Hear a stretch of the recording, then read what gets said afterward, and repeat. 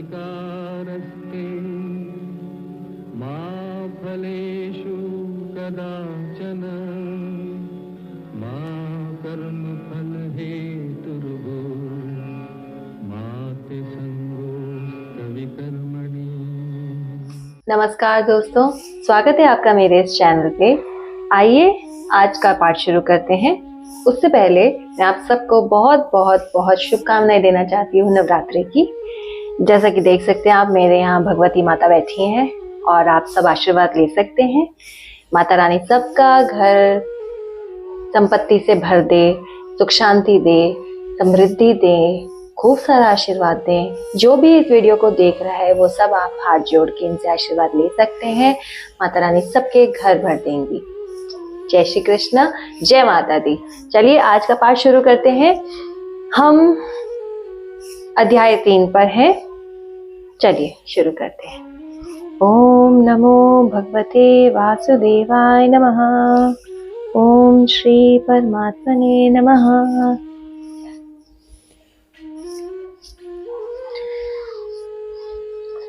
परंतु जो मनुष्य आत्मा में ही प्रतीत वाला और आत्मा में ही तृप्त तथा आत्मा में ही संतुष्ट होवे, उसके लिए कोई कर्तव्य नहीं है, क्योंकि इस संसार में उस पुरुष का किए जाने से भी कोई प्रयोजन नहीं है और ना किए जाने से भी कोई प्रयोजन नहीं है, तथा इसका संपूर्ण भूतों में कुछ भी स्वार्थ का संबंध नहीं है, तो भी उसके द्वारा केवल लोकहित कर्म किए जाते हैं। इससे तू अनासक्त हुआ निरंतर कर्तव्य कर्म का अच्छी प्रकार आचरण कर, क्योंकि अनासक्त पुरुष कर्म करता हुआ परमात्मा को प्राप्त होता है। इस प्रकार जनकादि ज्ञानी जन भी आसक्ति रहित कर्म द्वारा ही परम सिद्धि को प्राप्त हुए हैं। इसलिए तथा लोक संग्रह को देखता हुआ भी तू कर्म करने को ही योग्य है, क्योंकि श्रेष्ठ पुरुष जो जो आचरण करता है, अन्य पुरुष भी उसके ही अनुसार बरतते हैं। वह पुरुष जो कुछ प्रमाण कर देता है, लोग भी उसके अनुसार बरतते हैं। इसलिए हे अर्जुन, यद्यपि मुझे तीनों लोक में कुछ भी कर्तव्य नहीं है तथा किंचित भी पर्याप्त होने योग्य वस्तु अप्राप्त नहीं है, तो भी मैं कर्म में ही बरतता हूँ, क्योंकि यदि मैं सावधान हुआ कदाचित कर्म में न बरतूं तो हे अर्जुन, सब प्रकार से मनुष्य मेरे बर्ताव के अनुसार बरतते हैं, अर्थात बरतने लग जाएं। यदि मैं कर्म ना करूं तो ये सब लोग भ्रष्ट हो जाएं और मैं वर्ण संसार का करने वाला हूं तथा इस सारी प्रजा का हनन करूं, अर्थात मारने वाला बनूं। इसलिए हे भारत, कर्म में आसक्त हुए अज्ञानी जन जैसे कर्म करते हैं, वैसे ही अनासक्त हुआ विद्वान भी लोक शिक्षा को चाहता हुआ कर्म करे। ज्ञानी पुरुष को चाहिए कि कर्मों में आसक्ति वाले अज्ञानियों की बुद्धि में भ्रम अर्थात कर्मों में अश्रद्धा उत्पन्न न करें, किंतु स्वयं परमात्मा के स्वरूप में स्थित हुआ और सब कर्मों को अच्छी प्रकार करता हुआ उनसे भी वैसे ही करावे। हे अर्जुन, वास्तव में संपूर्ण कर्म प्रकृति के गुणों द्वारा किए हुए हैं, तो भी अहंकार से मोहित हुए अनंत कर्ण वाला पुरुष भी करता हूं ऐसे मान लेते हैं।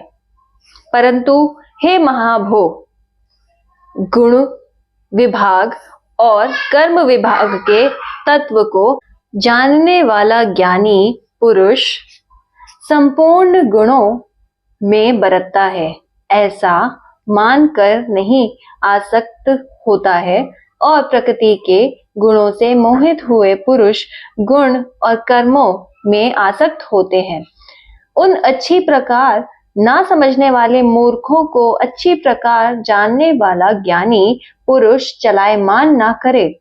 इसलिए हे अर्जुन, तू ध्याननिष्ठ चित्त से संपूर्ण कर्मों को मुझ में समर्पण करके आशा रहित और ममता रहित होकर संताप रहित हुआ युद्ध कर।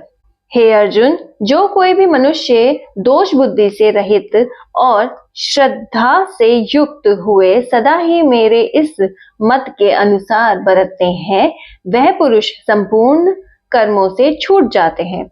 और जो दोष दृष्टि वाले मूर्ख लोग इस मेरे मत के अनुसार नहीं बरतते हैं, उन संपूर्ण ज्ञानियों में मोहित चित्त वालों को तू कल्याण से भ्रष्ट हुए ही जान।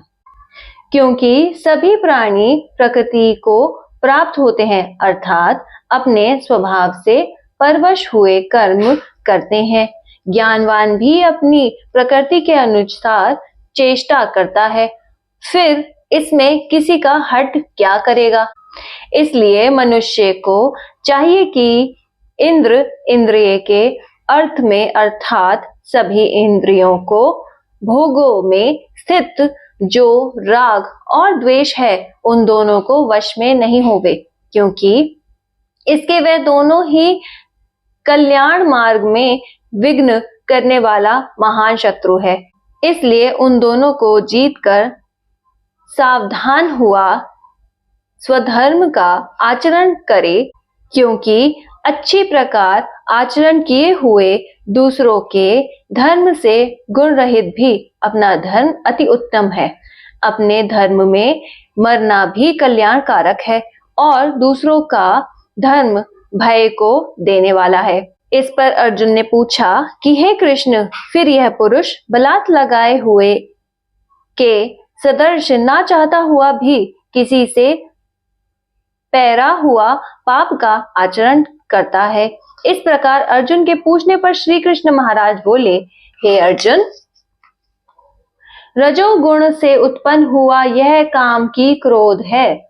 यह भी महाअशन अर्थात अग्नि के सदर्श भोगों से ना तृप्त होने वाला और बड़ा पापी है। इस विषय में इसको ही तू वैरी जान। जिससे धुएं से अग्नि और मल से दर्पण ढक जाता है, तथा जैसे जैर से गर्भ ढक जाता है, वैसे ही उस काम के द्वारा यह ज्ञान ढका हुआ है। और हे अर्जुन, इस अग्नि सदर्श नापूर्ण होने वाले काम रूप ज्ञानियों के नित्य वैरी से ज्ञान ढका हुआ है। इंद्रिया, मन और बुद्धि इस काम के वासस्थान कहे जाते हैं और यह काम इन मन, बुद्धि और इंद्रियों द्वारा ही ज्ञान को आच्छादित करते इस जीवात्मा को मोहित करता है। इसलिए हे अर्जुन, तू पहले इंद्रियों को वश में करके ज्ञान और विज्ञान के नाश करने वाला इस काम पापी को निश्चय पूर्वक मार। और यदि तू समझे कि इंद्रियों को रोक कर काम रूप वैरी को मारने की मेरी शक्ति नहीं है, तो तेरी यह भूल है। क्योंकि इस शरीर से तो इंद्रियों को पर, श्रेष्ठ, बलवान और सूक्ष्म कहते हैं, और इंद्रियों पर मन और मन से भी पर बुद्धि, और जो बुद्धि से भी अत्यंत पर है, वह आत्मा है।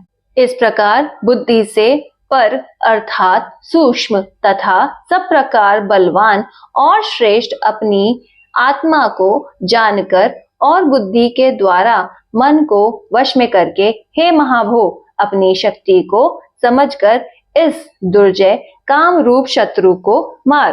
बोलो श्री कृष्ण भगवान की जय। इति श्रीमद् भगवद गीता रूपी उपनिषद एवं ब्रह्मा विद्या तथा योग शास्त्र विषयक श्री कृष्ण और अर्जुन के संवाद में कर्मयोग नामक तीसरा अध्याय संपन्न। बोलो श्री कृष्ण भगवान की जय। बोलो विष्णु भगवान की जय। धन्यवाद मेरी पूरी वीडियो देखने के लिए। इसको ज्यादा से ज्यादा लोगों के साथ शेयर करें, मेरे चैनल को सब्सक्राइब करें और अपना प्यार दें। इस वीडियो को लाइक करें और ज्यादा से ज्यादा ज्ञान प्राप्त करें। मैं आप सबसे और कुछ नहीं चाहती हूँ, बस चाहती हूँ आप डेली ये वीडियोस आके देखिए ताकि आपकी बुद्धि में थोड़ा सा उजाला मैं भर सकूं। धन्यवाद।